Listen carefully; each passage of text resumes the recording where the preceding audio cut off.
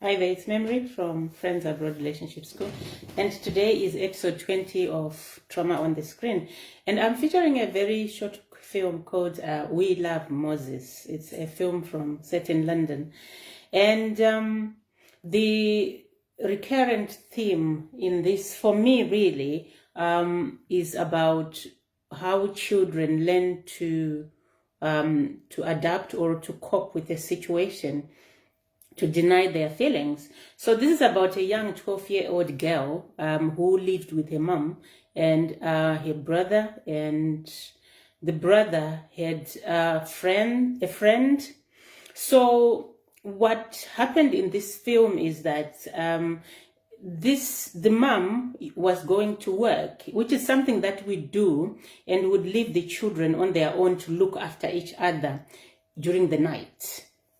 And that can be quite challenging because children are children. And I mean, this is something that we didn't know probably, but they have a responsibility of being children, but not to look after other children. Yes, they can help every so often, but it's not really the job of another child to look after another child, especially when they are still really young. And for me, really personally, I have done this, and I didn't realize how damaging that can be, to give another child that responsibility.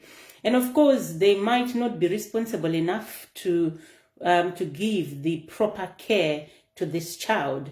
So what then happened in this situation is that whilst the children were on their own, the two friends, the boys, used to fight a lot and swear a lot in front of the young 12-year-old girl.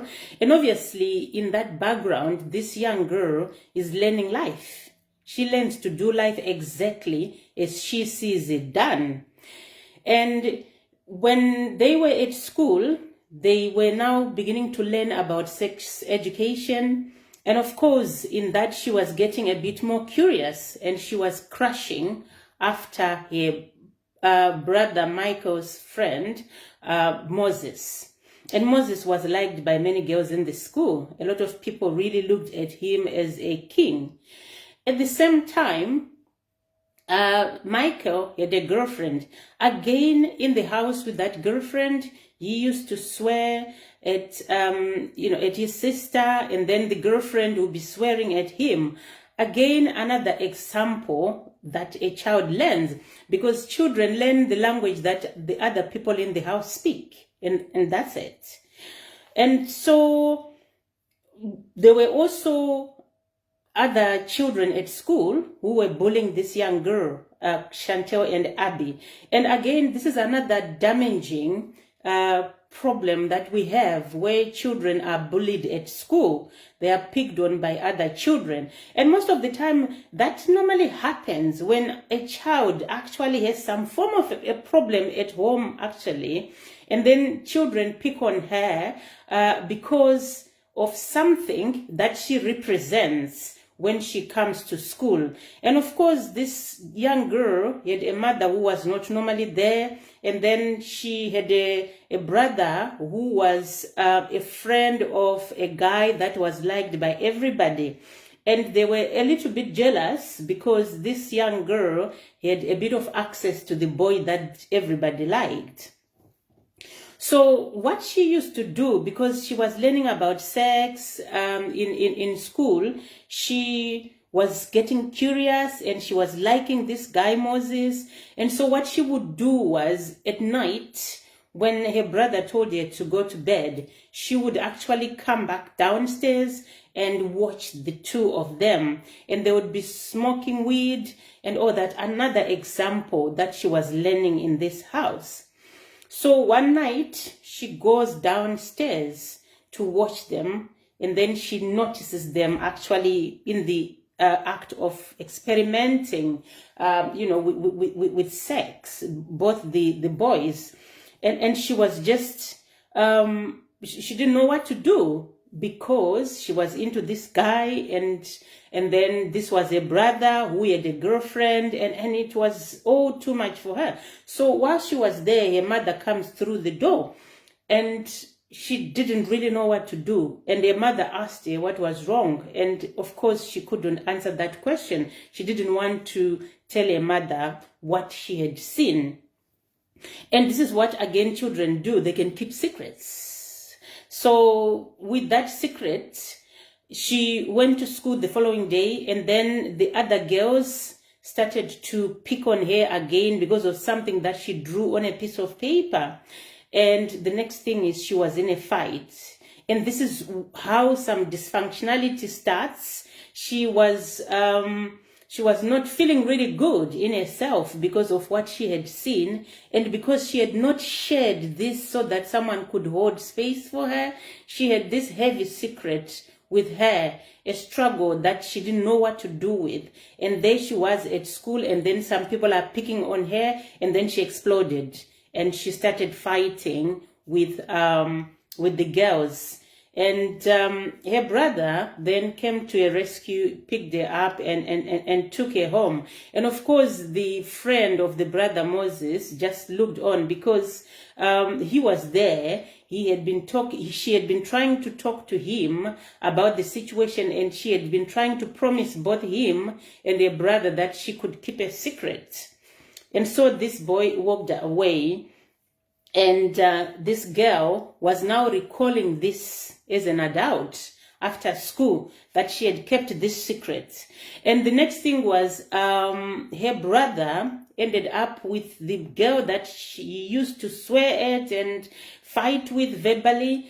This girl was now pregnant, and her brother was just sat there, and you could see that he was not really happy. Another dysfunctional relationship where people don't notice red flags, because obviously this boy was doing something else behind his girlfriend's back, and this girlfriend didn't pick it up, and the relationship continued against that background of infidelity and dishonesty. And so in the end, it meant that they were likely not to have a really healthy relationship, because there were a lot of lies in there, and because he was not very honest about who he was. He could have wanted something different, but again, societal standards maybe pushed him to lean towards going for the girl rather than staying with the boy, or whatever it was that he felt compelled to end up adhering to what he did. But he was evidently not in a happy relationship. And according to this girl, Moses, the friend of the brother Michael, was now working in a sports shop called JD, and he used to ignore this girl because she knew a secret about him that he probably was trying to avoid. And I think by any means he would try to pretend that he didn't know her, and he wouldn't acknowledge her whenever he saw her, because to him that was a secret. Again, this goes down or comes down to society.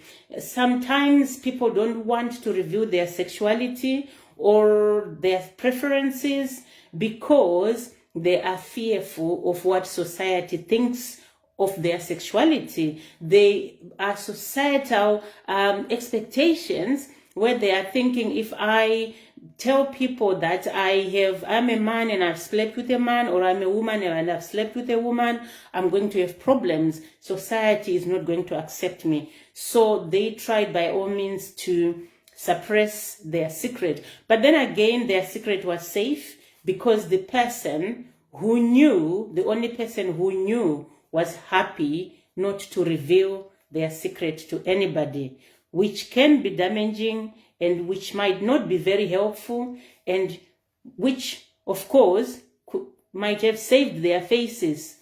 But we don't know whether that was in their best interest or not. But for her, of course, it wasn't in that period. So this is the lesson in the film, and these are the lessons that we learn in society about people keeping up appearances, people not being very honest about what they want or where they've been, because they fear judgment.